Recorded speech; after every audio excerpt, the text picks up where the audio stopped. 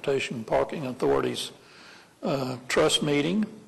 We do have a couple of items this morning. One is a presentation on our customer survey results. Chris, I guess you're going to give us that presentation, so if you would.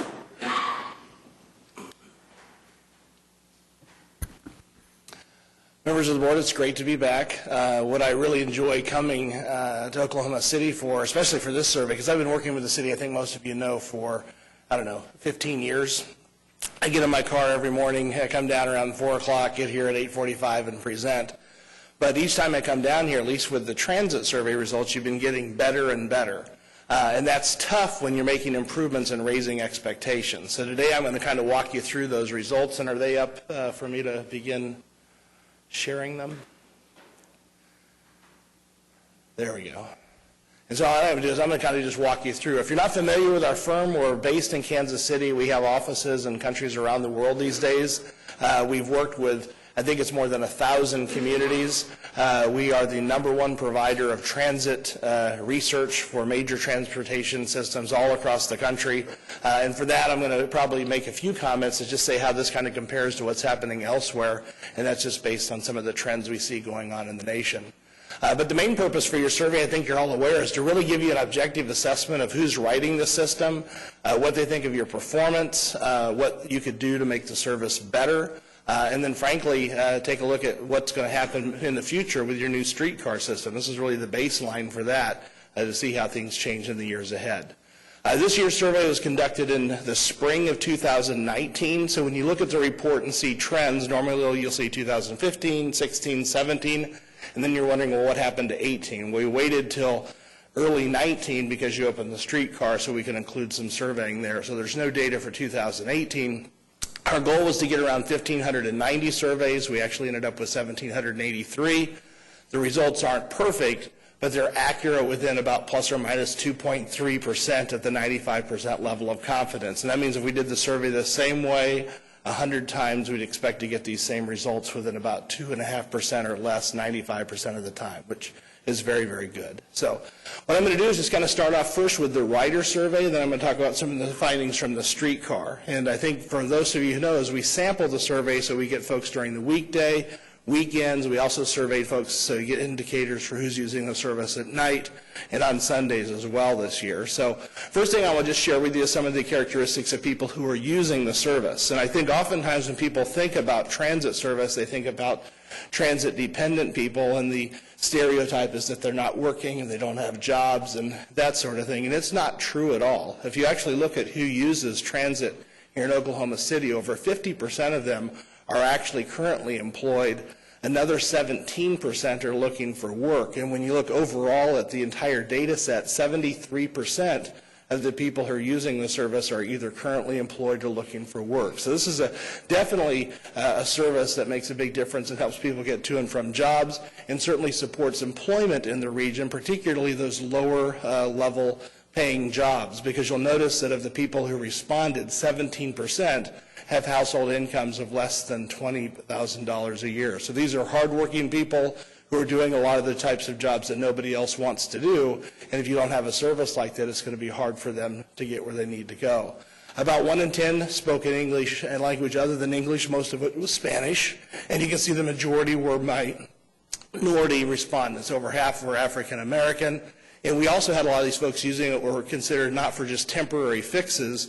8 out of 10 actually have been using it more than 6 months. So these aren't people who just tried to use it while their car was broken. These are actually people who have adopted it as a way of life. And what was interesting is there's lots of slides in the report. Not a lot of difference between weekend users, Sunday users, or weekday users. For the most part, if they were riding the bus, the profile was very, very similar. As far as the reasons people are using the service, you'll see that going to work or work-related trips are the #1 reason people are using it. It's over about 40% on all the different levels, night, weekend, day, and weekdays. Weekends were a little bit lower. You'll see that entertainment and shopping was a little bit higher on weekends, which was encouraging to find, not surprising. When we looked at the types of trips that people make with regards to the number of transfers that you take, you see the experience is very similar for all three types. Again, blue's night, the red is weekend, and the orange is weekday. And you can see the percent who are Accessing it by walking is pretty similar, by bicycle similar, and then also the number of transfers people take is also very similar. So not a lot of difference in the types or the characteristics of the trips.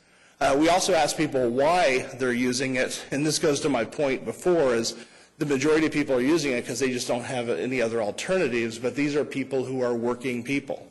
They're actively working now, over half are working, another 17% are looking for work, and you can see that 73% of your night riders are essentially using it because they don't have a car available, and there are some slightly higher percentage who are using it to save money during the nighttime service compared to the daytime services.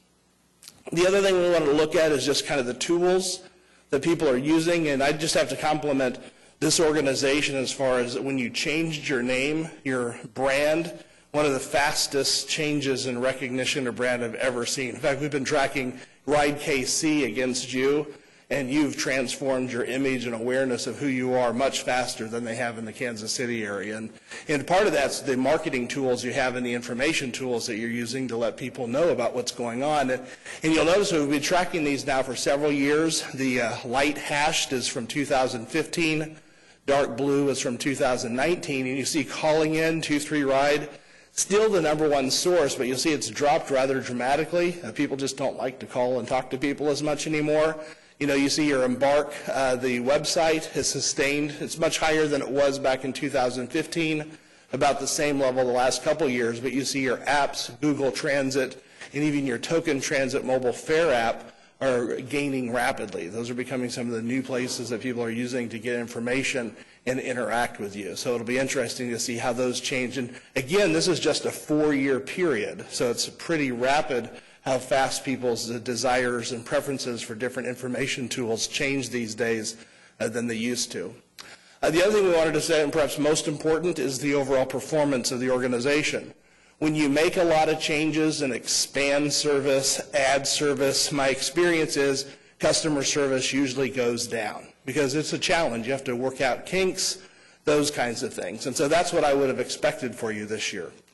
That's not what happened. Overall satisfaction actually got better, and you're now at the highest levels that you've ever been, even though you've expanded service and are doing a lot of things to serve more people in different ways. This chart shows all of the attributes that we rate, and the ratings are shown as excellent, which is the dark blue, down to below average or poor, which is in red.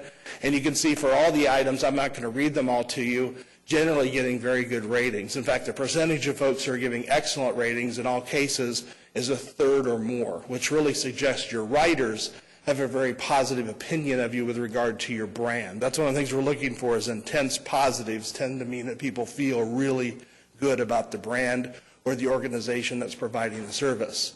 When we look at the trends, since 2017, or really your last survey, the cleanliness of transit centers, safety at transit centers, ease of locating bus stops, perceived safety while waiting at bus stops, cleanliness of buses, the arrival times, information at bus stops, and cleanliness of bus stops, about half the attributes all increased significantly compared to 2017. Nothing had a significant decrease. So again, congratulations on the way you've managed the rollout of a lot of new services. You've done it in a way that's caused your customers to feel even better about your service than when I gave you the good report just a couple years ago. In addition, we wanted to take a look, is there a difference between weekday and weekend service? When you start having Sunday service and other changes there, we thought perhaps that would have a negative impact as well. But you can see for the most part, the ratings are very similar. In fact, there's no real statistically significant differences between weekday, which is in dark blue, and weekend, which is in the hashed red. You can see there's a little bit better in a few places on weekday, a couple areas better on weekend, but all in all, you're providing essentially, as far as your customers are concerned, the same level of service, and it tends to be perceived as being very good.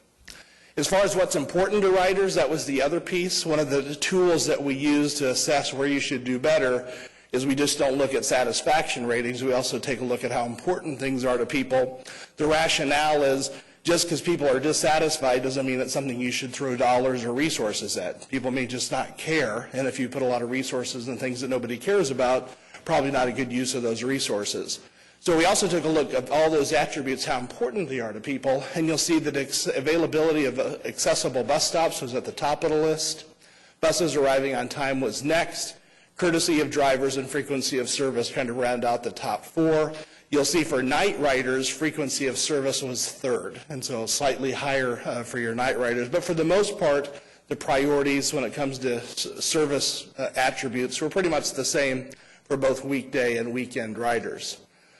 When we did our analysis to identify, well, what should be the areas that you emphasize moving forward, the 4 areas that rise to the top of the list to continue meet customer expectations are making sure the buses continue to operate on time. That's the number one thing, is focusing on that is critical to maintain satisfaction moving forward, ensuring that you still have bus stops that are accessible to riders. If you have the resources, either sustaining or increasing the frequency of service, and then finally having bus drivers continue to be courteous. So it's nice to have bus drivers as part of your top priorities, because that's something you can typically do at relatively low cost. And that shows that your passengers are connecting to the drivers, and those relationships are important in their view of the overall organization's quality of service. So those are the things to focus on, and they've actually been at the top of the list and haven't really changed over the last 4 years. We also gave riders a list of kind of specific types of improvements that perhaps you could fund. And you'll see that this year, the things that were at the top of the list, the top 5, more frequent service on weekends. And that's not unusual. You might say, well, we've just put out more Sunday service. It's one of those things you raise expectations. When you didn't have a library, hours of operation for the library weren't important. You just wanted a library. Once you open the library, hours of operations become more important. So that didn't surprise me. More buses running at midnight on weekdays, more frequent service on weekdays, more shelters at stops, and later service on weekends. You can see where things back were in 2015. Not a radical difference, but a few of the issues that were more important then have become less important over the last couple years. So those are the highlights of the bus service. When it comes to the streetcar survey, I thought I'd share those with you as well, because there are a few differences, just so you're aware of what we found. The first has to do with who's using the streetcars.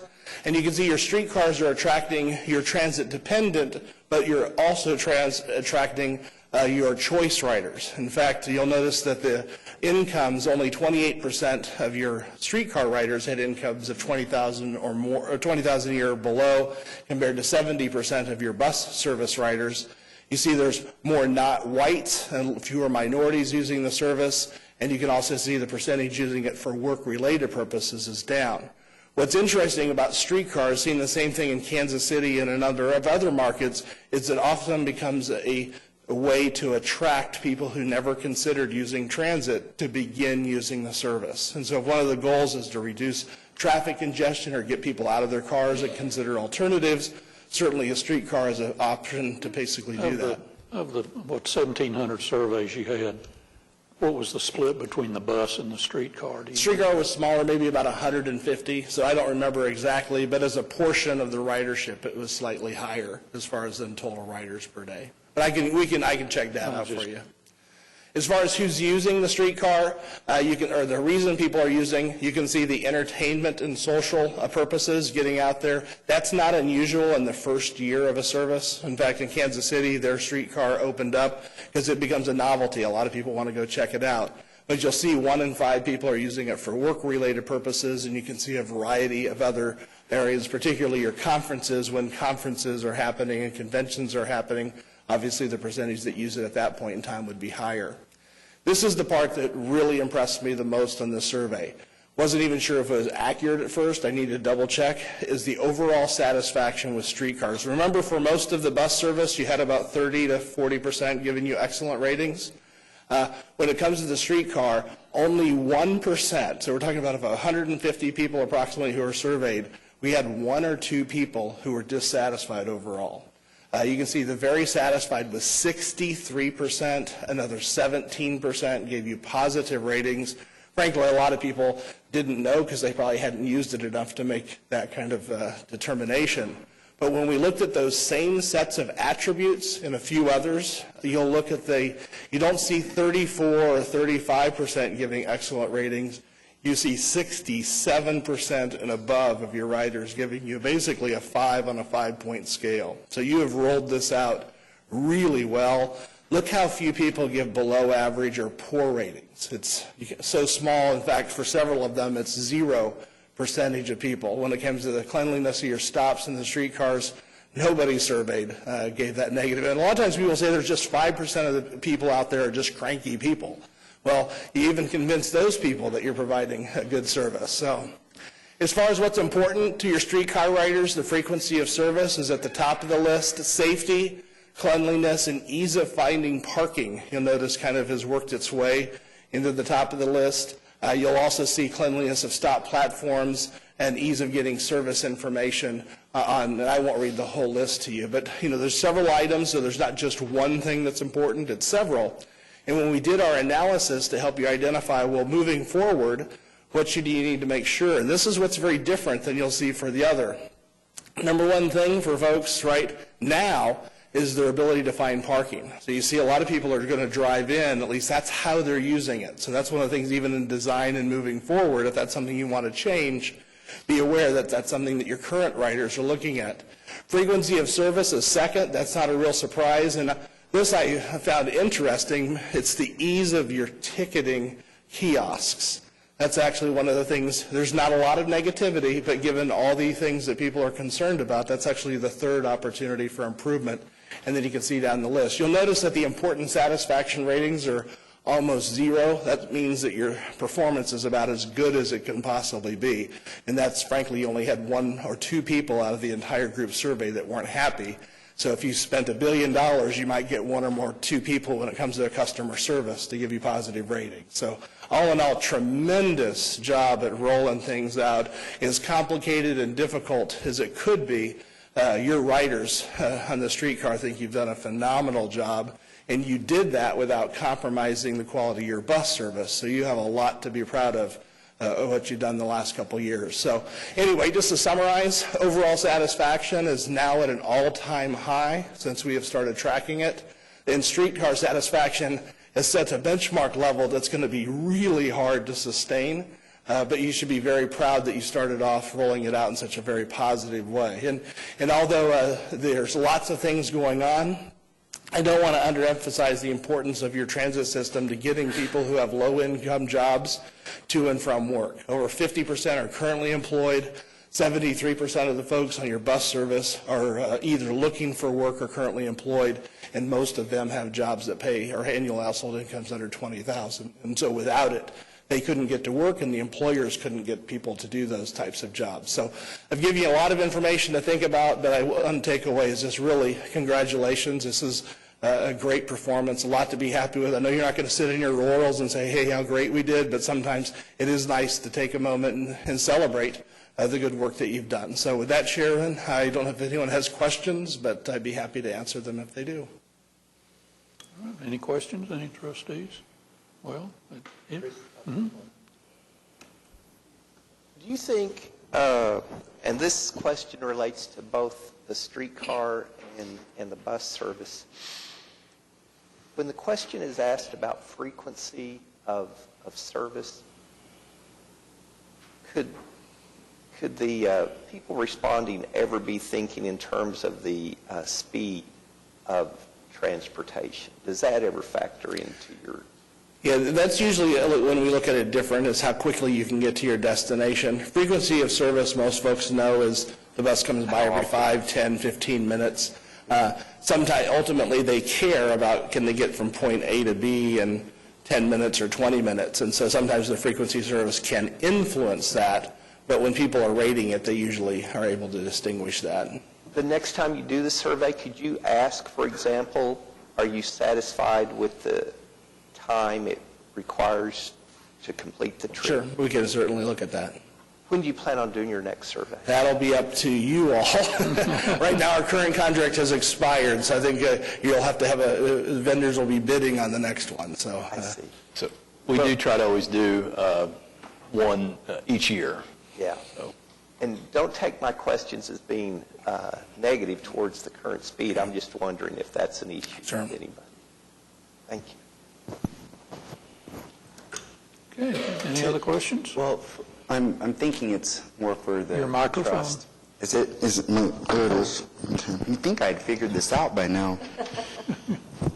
5 years later. Oh goodness, it went away because of the microphone. Yeah, okay, bus stops, bus shelters. Information at bus stops was something I saw on there. With MAPS 4 and a move toward the bus stop improvements with shelters, are we looking at information available about, frequency or just these sorts of basic questions that people might have? Yeah, so we're already actually looking at additional signage to go at each of the bus stops. Excuse me. It's been something we've actually been working on over the last year, is trying to provide more customized information for that individual stop, and ease of use for customers to be able to access that information. So, for example, a barcode or a QR code that could potentially be scanned and just provide the arrival information that way. So yeah, we're looking to add more information at each of the bus stops through additional signage, but not necessarily part of MAPS 4. And then the bus rapid transit system, those sort of platform stops would be fairly similar to the streetcar stops with that sort of same information and or kiosk where you can buy your... Right.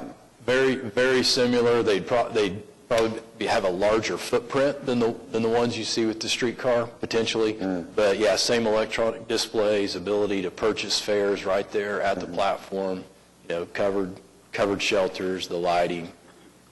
What do we hear from our bus operators in terms of what's most important to them in terms of making sure that they're happy while they're working? Because, to your survey, customer service was important. So what do our workers say? What are their satisfactions? Well, I think really to get a accurate / statistically valid response, we'd probably need to do a survey. I mean, anecdotally we can ask, but what one person feels is important, not necessarily what the other. So I would say the best way to get that information would be through a survey. I'd be really curious to know that, just because it factored in so high there. So thank you. Okay. It appeared, though, that, and I don't remember the statistic you had about the use of social media and all of that, about timing and when the bus arrive and all that, is a big answer to your question, I would think, James, that, Yeah, apps and social media are becoming more and more important to people's preference choices regarding how they get information. And you can see that just in the changes of where people are getting information compared to 2015. Calling was clearly the #1 place, and even though it's still #1, it's dropped by 20% as far as the percentage of people who are calling to get information. So, yeah, and this is not always, but this is a thing that every once in a while will pop into my head, where I think most people get their information from social media or the internet or stuff. But just last week, when I was here in my office, I got a phone call from a woman who is disabled. She couldn't use her hands because of a car accident she had had in the 60s, and needed information about Embark mobility services and legal aid services, actually, for something completely unrelated to Embark, and ended up biking to her house to drop off Embark wellness stuff because she does not know literally how to use the internet. And I have to tell you, when I was out there knocking doors, I met a lot of people who do not use the internet, who do not use any social media. And when I look at your statistics about low-income folk, who are mostly the ones who are currently using our bus, I wonder about how many people who live in our city right now who don't use it, who have no idea how to use it, and don't understand how our services work. And that takes me back to the question I had about the bus shelters and having that information there. I as a millennial, I think of social media all the time, absolutely. But I think there is a percentage of our people who are not that at all. And I think you're right. I mean, you still have their #1 sources, people calling for information. So at the end of the day, You can't say, okay, we're not going to have our 235 ride anymore, because it's still, even though it's dropped from 57 even up to 61 to 38, it's still the number one source. And so there are probably large segments that are going to always require something that's not going to be on the internet, not going to be on available through an app, those kinds of things, just because the nature of the population you're serving. But to the point of how well we're doing in these survey results, when I talk to people who don't have that information and I say, oh, we have Embark paratransit, or we have the mobility services, they're like, oh my gosh, that's incredible. So the services are great, it's just I think there's some people who still don't know or how to access them. All right. Thank you all. Great to see you all. Thank you. Well, we have a retiree today, Don Gray, who has spent 37 years with our fine organization, and I'll warn him before I have him come up. James, to your point about employee satisfaction, I always ask a retiree what one thing would they like to improve. And I don't know if we have a suggestion box. I'm afraid it's on top of the Devon Tower, so it might not work. But anyway, I'm going to come down front and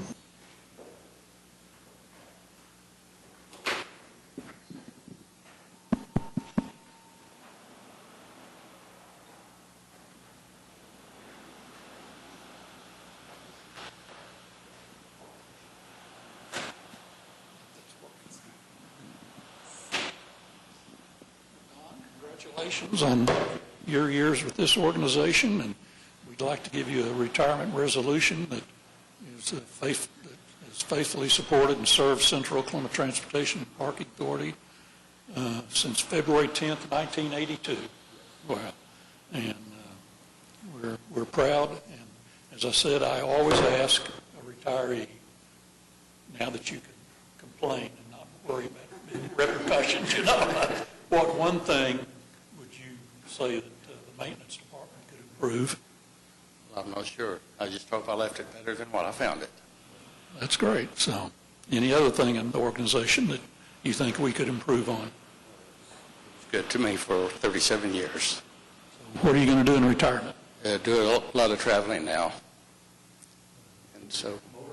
Motorhome, driving? No, probably by airplane a lot. Okay, so you have your own airplane? No. I wished I did. Congratulations, and it's been great. I'm sure the maintenance department's been great to have you there. So,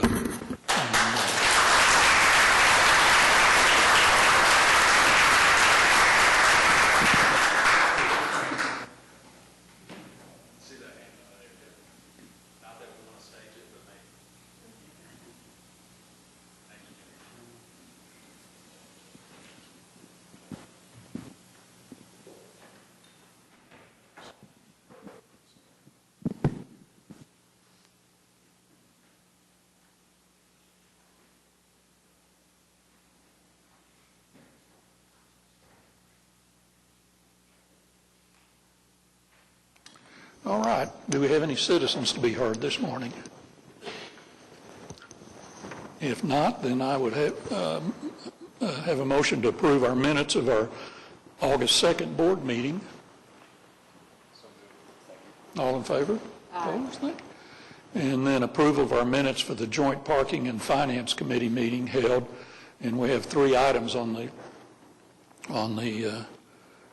docket. And I just wanted to that the Finance Committee and the Joint Parking Committee did review all of these items for our defeasance and new bond issues. So the ones that were at the meeting got a little education on it, and we're going to have a little more education on those items today. So I'd have a motion to approve those minutes. Move approval. All in favor? Opposed? Thank you. Consent docket. Are there any items on the consent docket any of the trustees would like an explanation of? Move approval of the consent docket. All in favor? Opposed? Thank you.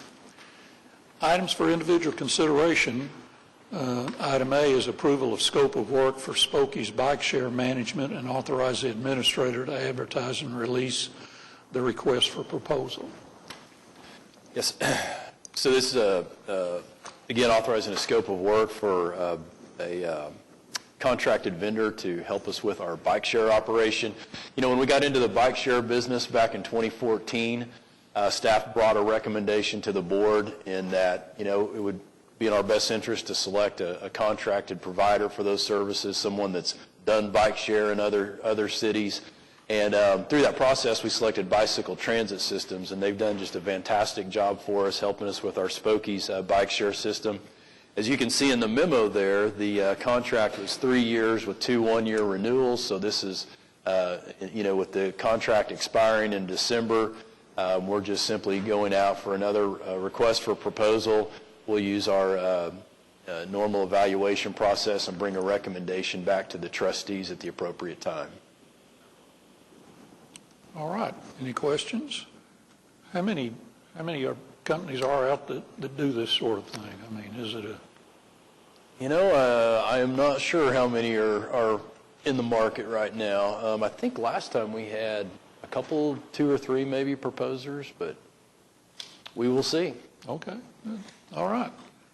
Do I have a motion to approve item A? So moved. All in favor? Opposed? Thank you. Item B is approval of an agreement for the reimbursement of funds from Copta to Acura for the OG&E Service Center site to complete the demolition and site preparation for our parking garage. Yeah, so this agreement is all related to, as you mentioned, Chairman, prepping the site where the new convention center parking garage will be constructed. As you'll recall, you know, the agreement really with Cotpa and Acura is that Acura would be providing the demolition services and some basic site prep in order to be able to allow us to begin constructing our garage.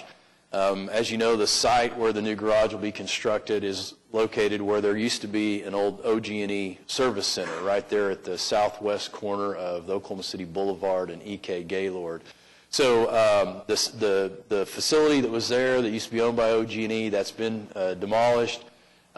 During some of that demolition, though, there were some underground structures found, concrete footings, some remnants of old buildings, some other debris. I believe there was a water well that was found on the site. So that has required additional excavations. We've had to basically dig that stuff up and then come in and backfill it. This was all unanticipated, unexpected as part of the original site prep. So Acura has approached Cotpa and asked for us to cost share in those additional expenses in preparing the site for the construction of the garage. So with approval of this item, Cotpa would be approving reimbursing Acura for up to $500,000 of additional expenses related to that site prep. And at this point in time, we have it scheduled to come out of our parking reserves, although as we look at the options later on in the agenda on issuing bonds, you know, we may issue additional bonds to fund that as well.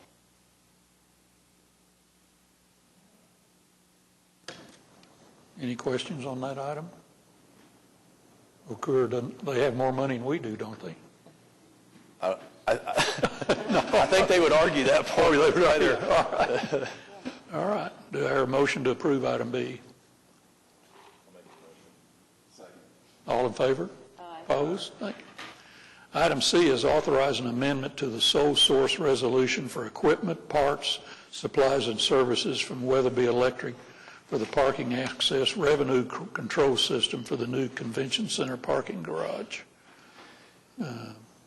Yeah, so I know that the trust is familiar with our relationship with Weatherby Electric as the really only authorized dealer of the SCADATA parking equipment that we use in our parking garage operations. Back in July, the board approved a sole source resolution for the purchase of basically software and additional equipment to upgrade our existing SCADATA system to the latest software version and also incorporate some of the newer equipment that's available.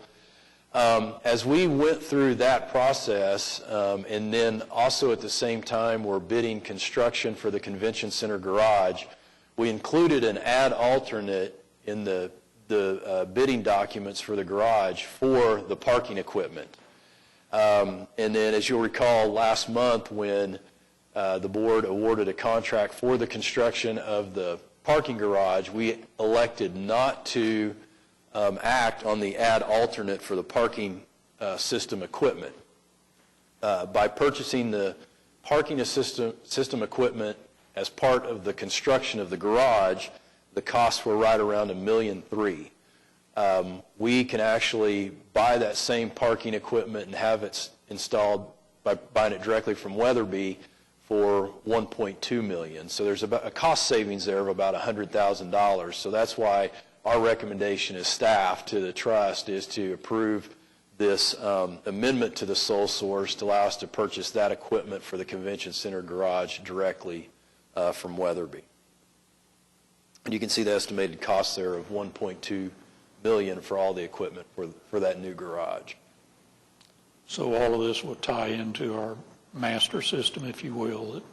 Yes, thank you for mentioning that. Yeah, that's really one of the crucial pieces here is we want to have an integrated system that ties into all of our other garages, and in addition will tie into the 500 space or so surface lot that's also being constructed in the vicinity of the convention center that we will be managing as well. Okay, any questions? If not, I have a motion to approve item C. So moved. All in favor? Opposed? Thank you. The next three items, and I'm just going to give a brief explanation of each one and not read the entire item because they're all kind of interrelated. But item D is adoption of a resolution authorizing the defeasance of the outstanding portion of the Central Oklahoma Transportation Parking Authority parking system revenue bonds of 2013, and then adoption and the use of amended debt management policy established by the City of Oklahoma City for professional services agreement, and then approval of a resolution authorizing Copta to issue its parking system bonds, taxable series 2019. And we'll vote on each of these separately, but I guess Mike is here to, unless, Jason, do you have anything to say prior to? Just that, just again to mention that Mike Baskin with the city's finance department has been great assistance to us on this project, along with others in the finance department. And we received a similar presentation during the joint parking and finance committee meeting that you had mentioned, Chairman. But yeah, thanks for being here, Mike. Well, thank you. Well, I'm here to talk about the parking garage, and it seems like it's the parking garage day. But before I start, I want to thank Chairman Kaufman because the plan had been to finance the garage with cash from the sale of the Santa Fe garage. And he asked a couple months ago, is that the best use of our cash? Which led to what I'm going to talk about today. And so there are three items for consideration on today's agenda related to financing the new parking garage. Item 6D, it's a resolution authorizing the defeasance of the outstanding parking system revenue taxable series 2013 bonds. Item 6E is a resolution adopting certain city policies, agreements, and contracts related to the financing of the new garage. And item F, 6F, is a resolution authorizing the issuance of parking system revenue bonds, taxable series 2019. And so the first item, we talk about defeasing the outstanding bonds. Currently, Copta has $18.2 million in outstanding principal in the 2013 parking system revenue bonds. And that's the taxable series 2013 is what that's known as. And the interest rate for these bonds is higher than those available in the current market. The market has taken a good shift for us now. And these bonds are not callable until 2023. And what we're recommending is placing approximately $20.1 million from the sale of the Santa Fe parking garage in an escrow account to defease these outstanding bonds. And the next one is we talk about the certain city policies, agreements, and contracts. These are necessary because of the work that has to be done to defease the bonds and also to issue new bonds.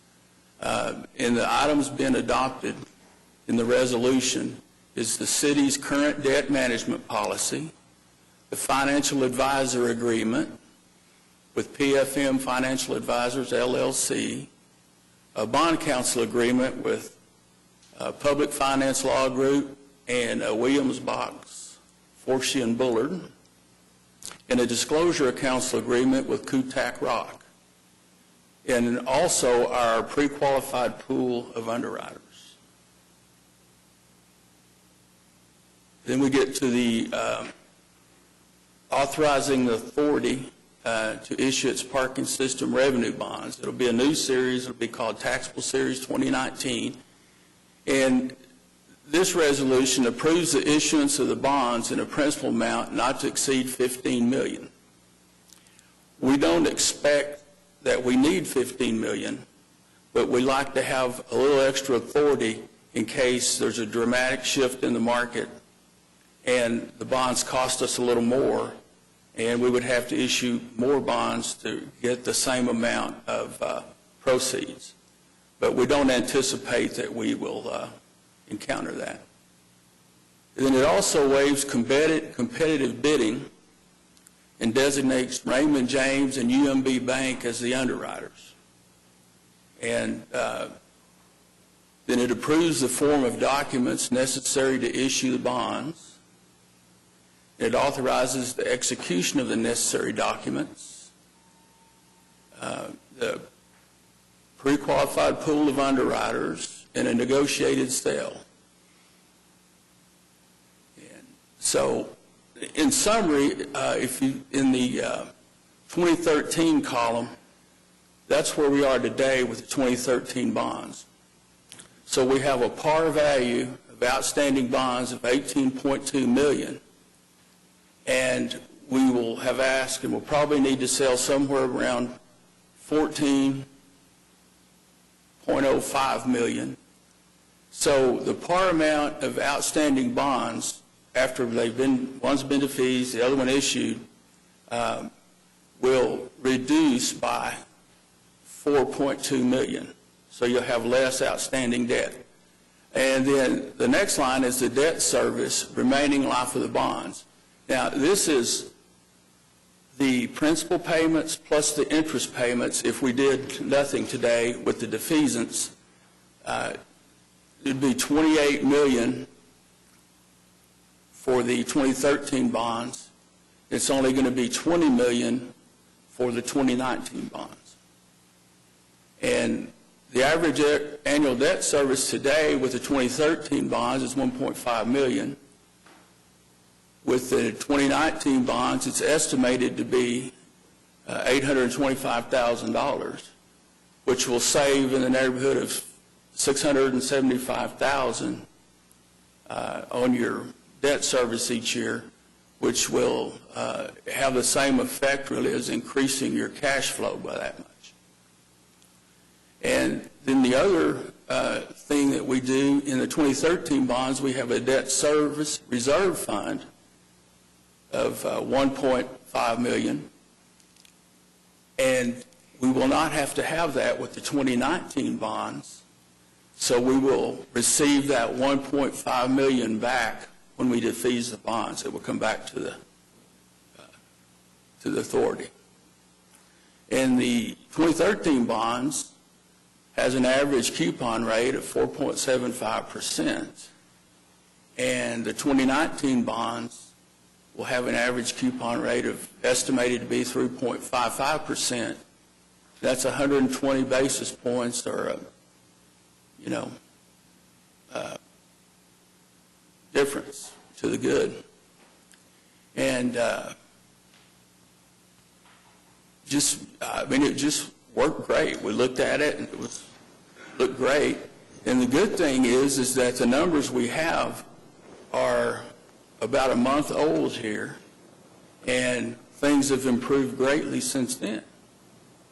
And the only downside is of the lowering of the interest rates is we have to put a little more in our defeasance amount because the investments of that money by the trustee and escrow agent will not make as much interest or earn as much interest over the time. Help me with the numbers between now and 2023 when we place $18 million in the escrow account to defease the bonds in 2023. We issue the new bonds, I assume, in a timely fashion because we're going to need the money to pay for the garage. Help me with the money in the escrow is enough money to handle our current bond issue, the interest, and or are we still going to be having to pay interest on that? No. What happens is we have 18 million roughly of outstanding bonds. Well, the bonds aren't callable until 2023. So that what we have to put in escrow is enough money to retire the bonds and to pay the interest through the retirement date of the bonds. Okay. And so that's where a lot of the debt service savings comes. We don't have to pay all of that interest if we defease them. It's about $7.3 million that we would. But you show the par value of the outstanding bonds to be the $18.2 million. Does that include the interest between now and 2023? No, actually the amount to defease them is approximately $20 million.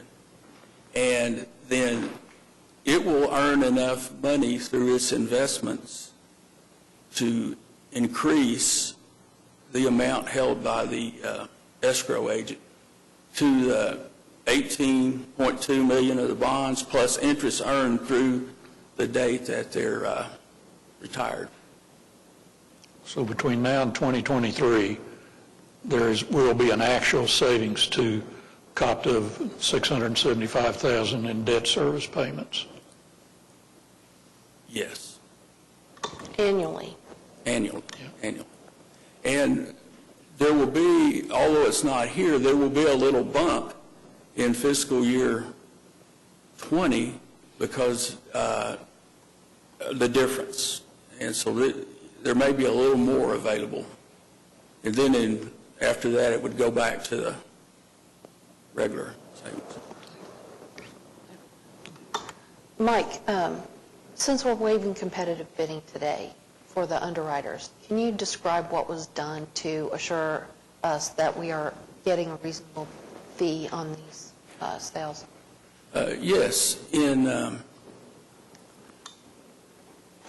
18, we amended the city's debt policy, and it allowed for a creation of a pool of pre-qualified underwriters. Because prior to that, we had to send an RFP out, had to wait for everybody to respond to it, and so your RFP could take a month to 6 weeks to get out, and then you would have to wait. And so that really was adding a lot of time. And when the market's good, you need to be able to react a little more quickly. So this is an idea that's being used all across the country. It's not new to us. But we have this pool of pre-qualified underwriters. Now, to be in the pool, we sent out a request for qualifications that dealt with their firm, the history of their firm, the management of their firm, and their actual qualifications, which is part of the RFP that was sent out. So we selected the people based upon that, and then we have the ability to send what we call a mini RFP, and it's just a document that goes over the financing. They answer a few questions, and we send that out, and we usually allow about a week for them to fill that out and get it back to us. And in that, we ask about specific information about the type of bonds that we're selling and their experience with that. And so these are taxable bonds and not tax exempt. So when we got the results back, we read through the answers to the RFP and evaluated them, and also our financial advisor, PFM, reviewed them for us. And so through that review and through PFM and everything, that's how we chose the two from the mini RFP that we will use in this one. So it's a combination of their experience with this type of sale and the fee that they would charge us. Yes. Thank you.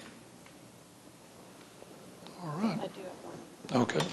Mike, in the event, hopefully very unlikely event, that the market would shift in an adverse way, we do not have the obligation to go through with this sale if the savings are not present. That is absolutely correct. Okay, thank you. Just one comment I'd like to just remind us all of, and particularly if someone is listening to this presentation and not as familiar with our operation, the parking enterprise is completely separate from our transit enterprise. So what we're talking here today about the parking garage, issuing debt, no effect on our transit operations. Completely separate. Okay. For how long will this new debt and these bonds go? 25 years. 25. And we can do this in a timely fashion because we're going to start needing money for the construction.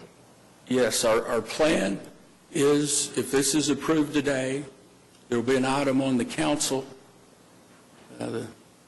approving. There is an item on the Yes. city council agenda for Tuesday. Yes. I guess I misspoke. If it doesn't get approved, there won't be an item on it. But then we have rating agency meetings next week. Then we're this afternoon going to decide what day we want to actually transfer the money to the escrow agent, because we want to get rid of the bonds and defease them.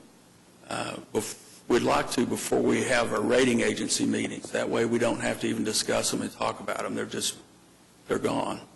And so the latest thing that we have then is the sale of the bonds, the pricing, the sale, and then the closing. And right now the closing is set for the first week of October. But if everything moves along, it could be sooner. I'd mention too that we're borrowing enough to partially fund the garage. So if we were to begin receiving construction claims prior to having the proceeds, I mean we do have our capital reserves that would basically provide the cash flow that time. Sorry, just one more time. The timeline for the defeasance, or how, like when we would start doing this. I'm sorry, because I heard 2023, but I'm looking at 2019 there, and I just wanted to make sure I'm following along. Yes, so we have to post a notice to the municipal market and to the holders of the bonds when we're going to defease bonds. Mm-hmm. You have to give them 30 days notice. So we posted what's called a conditional notice of defeasance. And the first working day after the 30 days is the 16th of September. And so we can actually defease those bonds as early as the 16th of September. So I think the sticking point there is that we will be taking action in 2019 to begin the defeasance of bonds that cannot be paid until 2023. We can't actually redeem those bonds from the investors until 2023. They're not callable till then. But in order for this to financially work, we're going to set that money aside sometime in September likely, or maybe the beginning of October. Hopefully next week. Hopefully next week, to make sure that that's, we can represent to all of our bondholders that that is the action we're taking. Just notifying them essentially 4 years ahead of time that that's what we're going to do. Do we get the $1.5 million reserve fund back this year, or do we have to wait till 2023? This year. Okay, so it's After the part bonds of the mix defeat. this year. So one more comment on the conditional notice that you mentioned, Mike. So just to be clear, even though staff, the finance department, we posted that notice, it didn't actually obligate the trustees in any way to the fees. We could, right, change our mind. Yeah, that is right. The condition for that notice to be valid is that the trust approves and we deposit the money into the escrow account for the defeasance of the bonds. All right, any other questions? Mike, thank you. Well, I know several years ago we had an opening on the trust, and I thought it would be beneficial if we had a council person on the trust, and that's when David was appointed. And then, I don't know, by accident, somehow we ended up with another council person on the trust. So I think we're well... Very happy accident. Yes, Yeah. I think we're well represented come Tuesday in the council meeting. So any other questions on any of these items? Then I would have a motion to approve item D. So moved. Second. All in favor? Aye. Opposed? Thank you. Item E. So moved. Second. All in favor? Aye. Opposed? And then item F. So moved. Second. All in favor? Aye. Now, none of the council people made the motion. Now, I wanted... We want to keep our independence. Oh, okay. Okay. All right. Next item is ratification of claims and payroll for the period August 6th through August 27th. If there are no questions, I'd have a motion to ratify. Move ratification. Second. All in favor? Opposed? Thank you. Then our financial reports, schedule of revenue and expenditures, budget to actual for the 1 month ended July 31st, so we're only a month into our fiscal year, so I don't know if there are many items on the financials that would cause us any concern, but I'll let Jason bring any up he'd like to.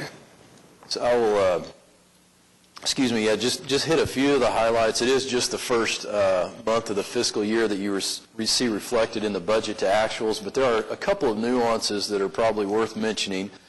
If we can start on page 2, this is the transportation operations budget to actual. Would direct you to a couple of revenue lines, the federal grant revenue and the state government subsidy. You'll see that although we have a budgeted amount for the fiscal year, we have not received any of that revenue. Keep in mind these budget to actuals are constructed on a cash basis, so with the federal grants, we won't actually receive that reimbursement until we incur the expense. So that's why we're basically have a lag there, a timing issue of not having the revenue on the first month of the fiscal year. And then the state government subsidy, just as a reminder, we get that in 3 different payments throughout the fiscal year. So we won't expect our first one really until probably towards the end of the first quarter of this fiscal year. Looking down at the expenditures, you will see that all of the expenditure categories are just slightly under budget or at budget, again, just through 1 month of the fiscal year. Next page is parking operations, and again, directing your attention to the revenues. You'll notice we started the year with about $20,000 less in monthly contract revenue than what we had anticipated, offset by more revenue than what we had budgeted in transient and events. And then you'll see interest revenue is under budget, and it is likely that at the time of this report, the interest just hadn't probably posted. So again, kind of another timing issue for us. And then again, just reminding the trust that on the expenditure side, on the parking garage operations, this is our largest budgeted expense. It's our contract with Republic Parking Systems. And again, we won't pay any of those invoices until the services are rendered. So we'll start actually paying for those expenses in August. And then on the river cruise operation, page 4, would direct your attention to, again, on the revenues, the City of Oklahoma City General Fund subsidy. You see we have a total annual budgeted amount of $753,000 that supports the Oklahoma River cruises. We've actually drawn $400,000 of that here in the first month. So when you look down at the operating income and you see a surplus of $304,000, just keep in mind we've drawn a lot of that revenue up front, and so that amount is going to lessen as we go throughout the year and incur expenses. And it's really a similar story on the next page with Spokies. You'll see we have $127,000 of general fund support coming into that operation. And again, we've drawn that full amount at the first of the year. So again, when you see an operating income surplus, we will be, incurring expenses that will cause that surplus to decline as we go throughout the year. And then again, similar comment on streetcar operations on page 6. You can see we have about just under $4.5 million in general fund support coming to the streetcar operations, and we've drawn $1 million of that, or about 22% of our overall payment from the general fund here during the first part of the fiscal year. So with that, I'll be glad to answer any other questions that you see on the financials. Any questions? If not, I'd hear a motion to receive our financial reports. So moved. All in favor? Opposed? Thank you. Our program reports. Jesse, I guess, streetcar report first. You got a glowing report on the customer satisfaction. A little lighter, no doubt. Nowhere to go but down. Thanks. Good morning to the board. Hope everyone's had a great week. I've had a tremendous week. I got to spend 2 meetings with Mr. Hill, or as some people that follow him on Twitter know him by his Wu-Tang name, Ruler Visual. So we'll jump right into the board report here. So rule of the day for today is safe operations of the streetcar, also reflected in our report previously. So this kind of goes back to safe operations using the throttle, right? So last thing you want to do is dump a rider. So we've trained our operators to, slowly take off, slowly decelerate, making sure that they're always maintaining safe control of the streetcars. So that's our rule of the day today. Jump through all this here. So in August, we submitted 4 additional caps, bringing our total documents submitted to ODOT to 24,793. Not that anyone's taking count. But we are, for sure, so we're moving along. Now, what is that? Tell me what that is again. Yeah, so before we started, we had our initial safety review with ODOT, and during that review, they issued some corrective action plans, CAPs, and over the past year, we've been submitting CAPs to close out, or submitting things to close out those CAPs, and a part of that is our documents that we've submitted to ODOT, the 24,793. Kind of going along with that, like the leaning rail that you've seen with the mesh on it, that was one of our caps from our safety review. So we've maintained that netting there until the MAPS office is able to issue the bid to insert that mesh there and close that cap out. So the caps are the corrective action plans that we needed to address, mitigate, or agree to monitor before really ODOT authorized us to begin service, and so this is just a continuation of that. Exactly. Yep. Thank you. So taking the lead with the mayor with his sessions in the mayor's office, we did something similar on our streetcars. So August 19th, we had Art Moves, where we had Ken Pomeroy on board our streetcar during the lunch hour playing live music, and we look to continue that moving forward. We had a great turnout on the streetcar, and it's just awesome. And so that's one of the things that we're looking to do, is also to bring in artists, music players, to bring them onto the streetcar, just to help promote art in Oklahoma City also. So in August, we issued a PO for additional signal prioritization. So we plan to have that implemented in September, run our test, and be able to bring back, hopefully, improvements along the route for our route times. So those are, we're going to add at Northwest 4th and Hudson, right before we turn the corner to go eastbound on 4th Street. And then we're basically creating a corridor on 10th Street with Northwest 10th and Hudson, 10th and Harvey, and 10th and Robinson to hopefully speed up the streetcar along 10th Street, not stopping at the stoplights along 10th Street. Then also at Robinson and Park, again, creating that corridor along Robinson where we'll be able to quickly flow down Robinson, not stopping at traffic signals. So Emergency Management Office has worked with KFOR. They recently took an item to City Council. KFOR is upgrading some of their antennas at the TV station, and part of that renovation was getting new generators. And so the Emergency Management Office has worked with KFOR to get these generators donated, and we were the recipient of one of those donated generators. This generator here, for instance, has about 40 hours on it, so basically a brand new generator. The 40 hours is just the maintenance of starting it up once a week. And so we've received that, and we will quickly be putting that in place for our facility. Then, I do have a question about that, Jesse. So is that your only emergency backup power at that facility? it is, yeah, At the streetcar maintenance facility? that's correct. Okay. And how long, is that, it's gas powered? It's diesel So it can powered. be refueled? Yeah, it's diesel powered, yep. Okay. Thank you. So one of the things we did was we hosted a 10-day overhead catenary system safety training class. So we had people that work on OCS all throughout the country come to our facility. We hosted this event, and this is also for our maintenance department. And so what this does is it kind of gives us free will, right? So say we need to make some adjustments on the OCS, or if there's damage to the OCS, we can quickly go out and fix those items ourselves instead of having to have a subcontractor come in and fix those for us, thanks to our 10-day class that we had recently. Not the best picture on the slide here, but basically what's happening here is there's a streetcar on Hudson looking north of Hudson. So in August, the boulevard opened up, and we went in and we integrated our train signals with the Hudson and Boulevard intersection.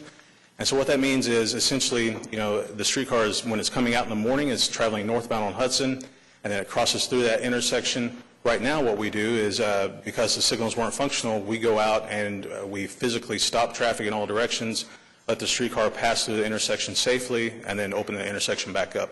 Once this intersection goes live, the train will pull up to the intersection, call for its route, the entire intersection will turn red, and the streetcar can travel through the intersection safely. That's going both northbound whenever it leaves the maintenance facility in the morning, whenever it's coming back home at night, and also whenever it's entering back into traffic from the boulevard or just north of the boulevard streetcar tracks back into traffic on Hudson.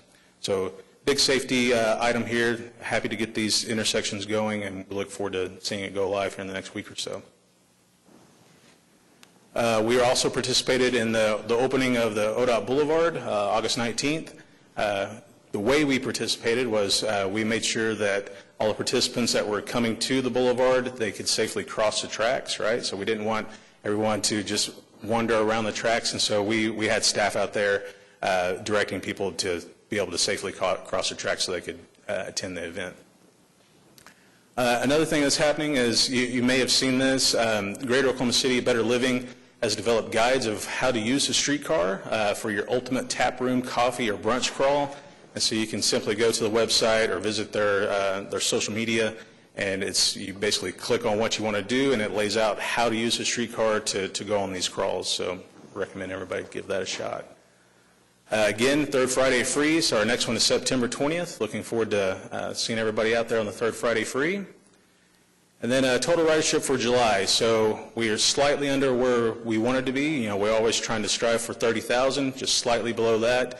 You can kind of see the trend here. So the first week of August, it's about right where it's supposed to be, where we want it to be. And then the second, third, and fourth week of August is slightly down. And this is consistent with industry.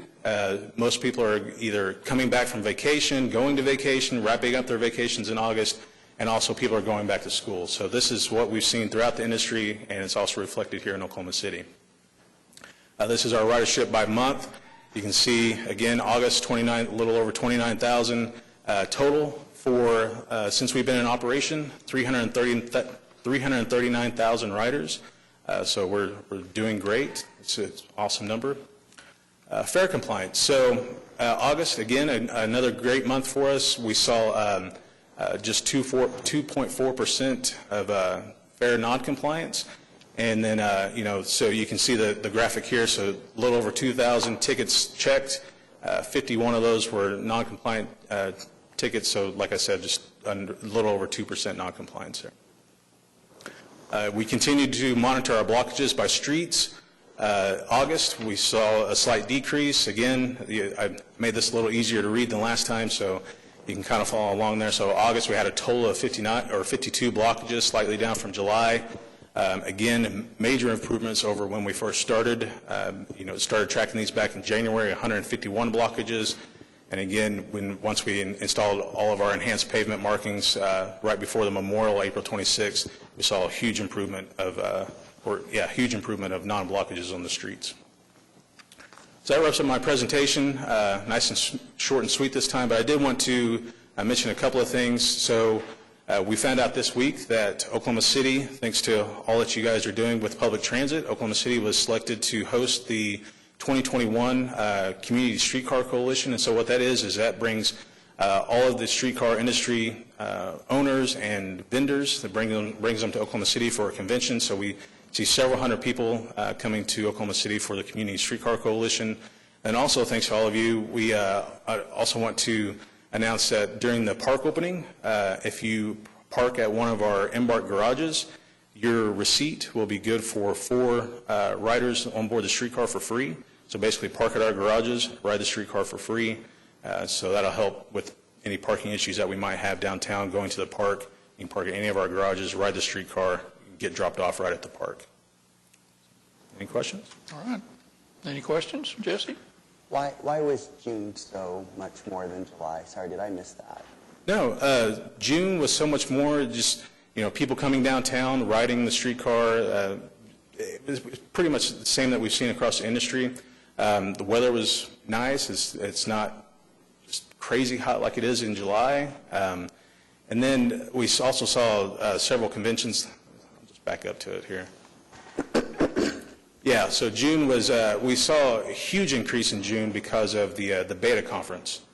We reached out to them and they were able to work out a deal where they were all riding the streetcar. So we just saw a huge improvement in June thanks to the beta conference. It's neat. The beta conference? The neat thing about the beta conference is mostly kids. Right, exactly. Were they all from Georgia? I believe so. Yeah. What is the conference? What is beta? I I know it. Yeah. BetaCon. What do they do? Is it about those little fish? That's all I see. Yeah. Academic conference. Oh, Yeah. wonderful. When is the streetcar conference in 2021? Do we know? We haven't set a date yet. But, we'd like to get it right around the same time as everything's opening up down around that area, the Omni and the Convention Center, and be able to tap into those resources. It's going to be great. That's the same year as the Congress for New Urbanism conference coming here. So There are a lot of things that are coming in 2021 because of the convention center. Exactly. Yeah. how about that? All right. Any other questions, Jesse? All right, Jesse, thank you. I've got one thing. I want to thank Jesse and Jason.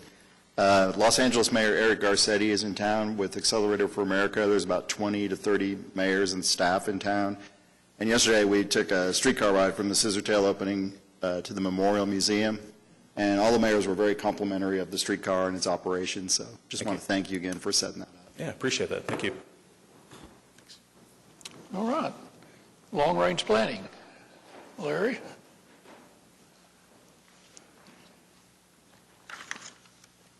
Well, good morning. I don't have pictures, but I've got a very short presentation, okay? Basically 2 items about Northwest BRT and some other activities. Hey, on the Northwest Bus Rapid Transit, we did receive environmental clearance from the FTA back in July, and that's made it possible for us to go ahead and approve the engineering contract, which the board did back in August. And as you know, we're going to do this in different tasks. And the first task is a 150-day task that basically is the kickoff for engineering, and that should be done right around the end of 2019. And it'll basically finalize a lot of very specific locations. And part of why it does that is about half of the contract is really for traffic analyses and also having people in the field that'll do survey work with instruments. And HMTB, as our prime contractor, I believe our lead engineer on that with them was in the room just a moment ago and had to step out, Heidi Katz. But it'll also do things like finalize which segments would actually have some form of a dedicated lane or perhaps a dedicated turn lane, and will really resolve any remaining stop location issues, that sort of thing. We held a kickoff meeting with Public Works staff in August to improve our coordination there and keep moving with that. And at the end of this process, we'll figure out if there needs to be a very, very quick resubmittal of the plans for environmental review by the federal government. Kristen Torkelson and I had a chance back around August 1st to meet with an Urban Land Institute lunch group. Kristen did a great presentation. We answered their questions. About 40 or 50 young leaders, and that was a great event, to be sure. And because of the progress made, we were able to submit the BUILD grant agreement. As you recall, the BUILD grant will fund about half the construction-related costs for the project. Just a couple other planning activities to mention. Land use is so important to ridership. We had a chance to attend the National TOD Peer Network Conference back in June, and were able to arrange for a couple of staff members from the Oklahoma City Alliance for Economic Development to be there. And that was a good opportunity to see some best practices around the country about what happens with private real estate around transit, and especially bus-related transit. Locally, the Commercial Real Estate Summit will happen on September 25th, and on their own motion, they're actually out there doing, or having done, some polling of citizens who live fairly close to the alignment of the BRT, trying to find out things like how satisfied they are with their community right now, but also the types of land use that they would like to see in and around BRT. I think we're all looking forward to what they'll come up with, but we were able to give them some suggestions, and they'll be doing some type of a kind of a mini design charrette late September. And then aside from that, the last little bit is we hosted the quarterly transit coordination meeting in September. Norman, Edmond City Link, ACOG, we, and some others met, and that was a good meeting as usual. In terms of federal compliance-related issues, we emphasize the need to work with disadvantaged business enterprises on our federally assisted contracts, and by working closely with the Federal Transit Administration, we were fortunate to be granted basically an extra year to follow the goal that we've been doing, and that's a good thing because we were going to have to redo that next summer. We get an extra year using the same goal percentage. And then finally, Cotpa, as well as the city, continues to go to meetings at ACOG to try to help make sure that the types of capital projects we need can be competitive for the, approximately about $20 million worth of STBG UZA funds that come down to the region. So with that, that's the end of my presentation. Very short and sweet. I feel like I need to congratulate you all again on BRT. Like the Northwest BRT, it's just a big deal. So first, that. Second, as we move towards maps for and looking at possible BRTs for South Side and Northeast Side, will there continue to be opportunities for federal grants to maybe help us map some of those funds for the South or Northeast Side BRT? What's that look like? So I'll take that. So the answer is yes. However, I mean, with the MAPS program, it's we want to make sure that we can deliver what we promise with anything we propose in the MAPS program. And so all of the projects that are part of the transit package, assume that they'll be funded 100% with potential MAPS 4 dollars. However, to your point, in the event we're successful in obtaining a federal grant, say for another bus rapid transit, then we're able to leverage those MAPS 4 dollars just as the potential MAPS 4 dollars, I should say, as just the local match portion and stretch potentially stretch the MAPS 4 dollars even further. So no guarantees whatsoever, but we will certainly continue to compete for federal grants to improve transit. But I think what Trustee Cooper is asking is about the matching of the existing BRT. And that money is being identified through bond funds, through Better Streets, Safer Better Streets, Cities. Safer Cities. So it's not unidentified for the match right now. Oh, no, I was talking about Future. future ones, Okay. yeah. Thank you. All right, thank you. Okay, marketing and technology report. Good morning. Morning. We have the opportunity to support all of these great services and that we have added over the years to Embark. Before I go any further, I just want to address a couple of questions regarding some of the things that came up during the presentation earlier.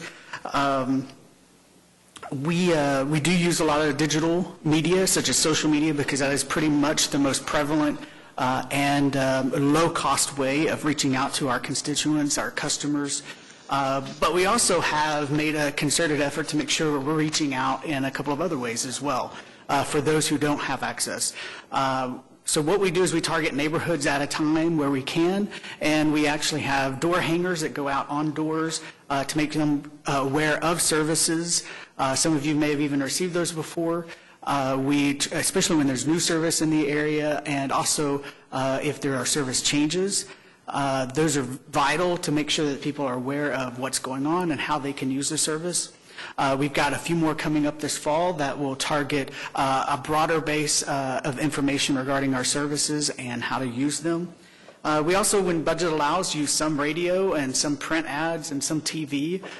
Those are a lot more expensive to put out there, and at the same time, they're not always going to hit every audience as well.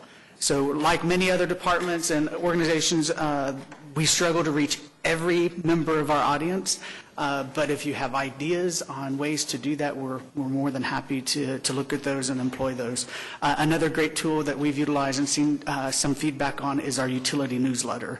That has been an effective tool as well. But at the same time, I know equally as many people who probably say, I never look at anything that comes into that envelope or newsletter. So we struggle, again, reaching every member of our audience, but we're going to continue to try for sure. Another aspect of that was discussed a little bit earlier was just about the last time I presented, we talked about those bus stops. And that's one thing that we are trying to impact rather quickly because we know information at bus stops is important, especially for people who are new to the system. We want them to gain quickly as much comfort as possible in regards to using the system. And so we are proofing the first set that will go out with over 1,300 bus stops. Each sign is unique, and so we have our group looking at it, and every time we go through a proofing process, we find one more thing. So we're going to be going into production with that first set pretty soon here. We're excited to receive feedback on that, and we can make small tweaks as we go along if we need to make those based on customer feedback. And of course, one of the things that we continue to do in that whole discussion with communication is try to diversify how we reach out to people. Because the needs are constantly shifting. We have launched a new channel, at least it's new to Embark, and that's using blogs, a longer format in order to address information that we really can't feasibly do in a social media post or a print ad, and definitely not in a TV video, just due to cost. So this new series of blogs will allow us to take a little bit more time, cover information that we're receiving or hearing back on social media, or maybe comments that you may have shared with us from your constituents. And we'll continue to develop these and hopefully build a library that's going to allow us to share this with others and, again, gain more comfort using our services and finding unique ways to use it beyond just the traditional idea of just getting to work, which is definitely one of the highest ranking purposes. And then at the same time, just demystifying using transit. Some of the simplest things that once you've used it, you think, oh, that wasn't as hard as I thought it was going to be. Just like using the fare box. That's one that's commonly said that scares people away from how to pay for their fare, and it's a low-cost item, but it's also one of the big obstacles for people who want to use public transit. So we definitely want to try to demystify that, and also just show them it's not what they might think. Another tool that we've been working on is our profile videos for our streetcar service. This came about through a partnership with the City Manager's Office, the Downtown Oklahoma City Partnership, in a way to just help everyone understand who's along our streetcar routes. The success of our neighbors is very important to us because we know if they're not successful, we're not going to be successful. And so that's why we're helping tell the story about what there is to do along the route.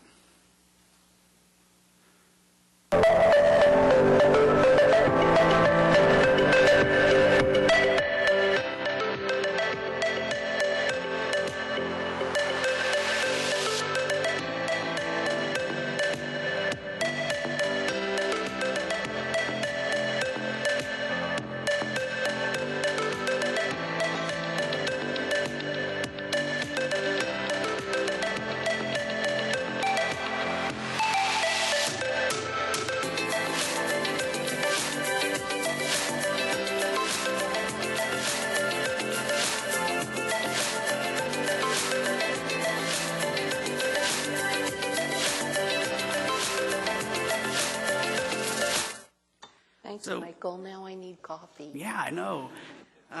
We've kept you a long time this morning. Probably wake you up a little bit, right? Well, anyway, we're looking at ways that we can continue to connect with our community and creating an inviting atmosphere.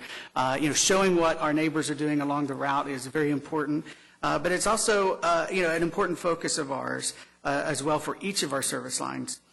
So to do this, we're partnering with a variety of different groups. Jesse mentioned earlier that we're working out with the Arts Council with employing Arts Moves on board the streetcar. That was our first test of using that, and we're excited to know that, or to announce that we're doing that. We'll continue to do that. We'll have another artist on Monday, September 16th. Would love to see you out that day.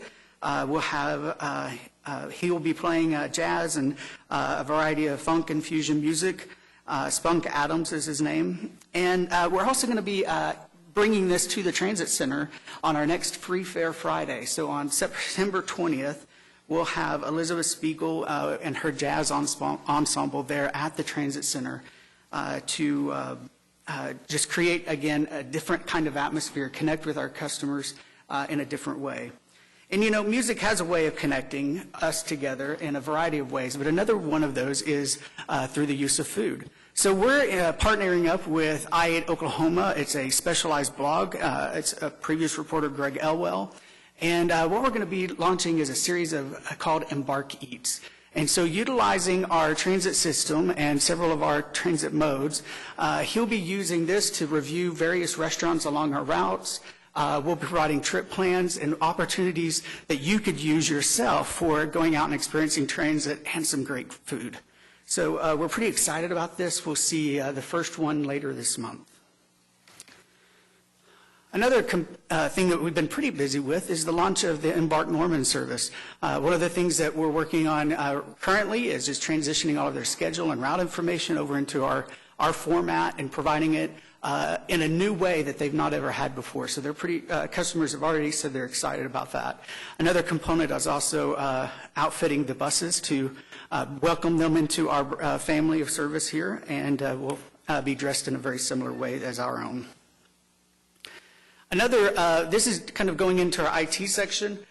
We have been, for a while, partnering with U.S. Fleet Tracking to provide our real-time information for the streetcar system. Since we've gotten that standing up, we have started the development of a map that will allow you to track the location of the streetcar. It's optimized so that you can do so with your mobile device. It's also works perfectly fine on a desktop as well. And it'll provide a variety of information. So there's little pop-ups that you see on the screen. Those would represent something you'd click on. Each of those linked areas would allow you to get more information, such as service or the next arrival time.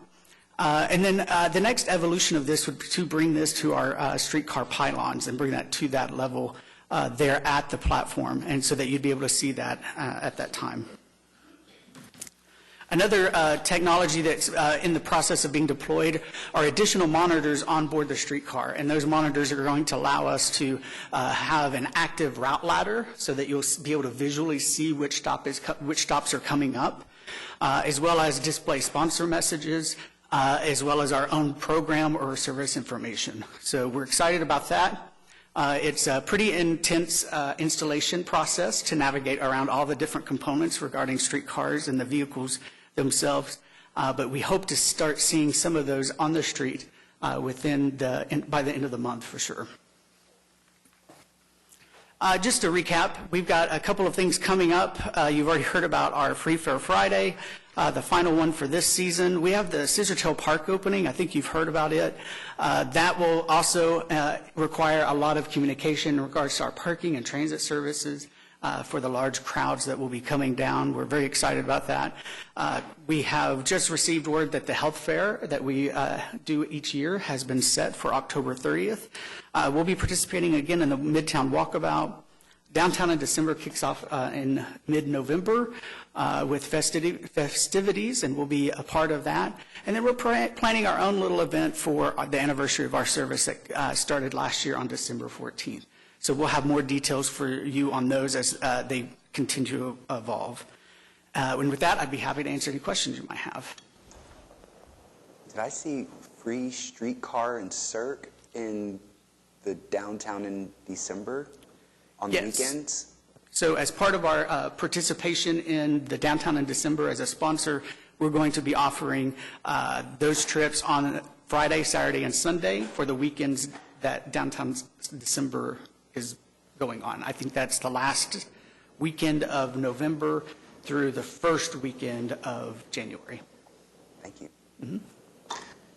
I have a question. Michael, with the startup of school again, you talked about demystifying transit, and I really think that Rhodes Scholar program is a great way to get kids knowledgeable about transit. Mm-hmm. Have we done anything to get in front of the teachers, the schools? What's going on with that?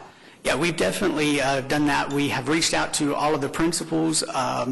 We have found in the past it's very difficult to cut through the clutter in regards to so many people are reaching out to schools and teachers this time of year and really all year long.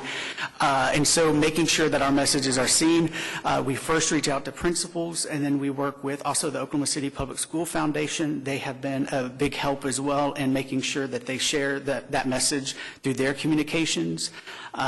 In fact, we've worked directly with them. Even I provided a personal trip, how to ride, with one of their student interns there, and showed them, demystified, how to use it, and they had service right in their front door, literally. And so again, a lot of times people aren't. They're not aware of how to find out more, and so that's why we want to take more measures to make sure people are aware of the services and begin with that. The other aspect of just that communication is that we've learned that how to ride, there are a lot of different people who are at different places in their understanding of how to ride. Some is, I don't even know where to start, and there are some that are, okay, well, I see the bus stop, now what do I do? So we want to try to meet people where they are and make sure we have the tools they need to help them progress in that journey. Michael, one item you may not have answered, the bus passes we provided Westminster School for their class project. Have we been able to, whoever can answer, monitor the usage of that? We have the ability to monitor the usage. We haven't done any data gathering to see. We can, though. We'll check on it. Well, I'm just curious. Yeah. I mean, these kids went to great effort to do this class project, and I'd like to see if what we did for them is beneficial. So, Definitely. All right. Yeah, and we tracked similarly, I think I reported the last time, just the number of trips our hall pass students are taking. So we're able to look at that. Just one thing I left off up there is that we'll have that half off sale the very first week of December. And so that'll be coming up again and will be available. It's a great Christmas present. It is, definitely. Definitely. All right. Thank you. Thank you all. Any other trustees' questions? Jason? No? That's a first. The administrator had nothing to say. Now, when we get to comments, I do have a couple. Oh, well, I'm in. Oh, okay. Well, we do need a motion to receive. We do need a motion to receive our program reports. So moved. All in favor? Opposed? Thank you. Okay, items, comments. We've been having a lot of comments, but that, Okay. So just a couple for the trustees. One is just wanted to make sure you noticed in the transit system report, we did add the streetcar ridership data as requested last month. And then the other announcement I had is I wanted to make sure that the trustees knew we do have one of our buses out in front of City Hall that is equipped with one of our new quantum wheelchair securement devices. Vice Chairman Sepner and I had a conversation about this new technology, and he suggested it might be a good idea, to familiarize all the trustees with what we're doing in terms of advancing our ability to provide transport for those in mobility devices. So we just invite each of you to join us to take a look at that technology. And we do have at least one of our staff members here that is responsible for the install, and that's a huge deal to be able to not only, obviously we purchase the equipment from a vendor, but then to be able to install and maintain it ourselves is a big deal for us. So we invite you to step onto the bus if you have time after the meeting. all right. Well, no other comments, then we are adjourned.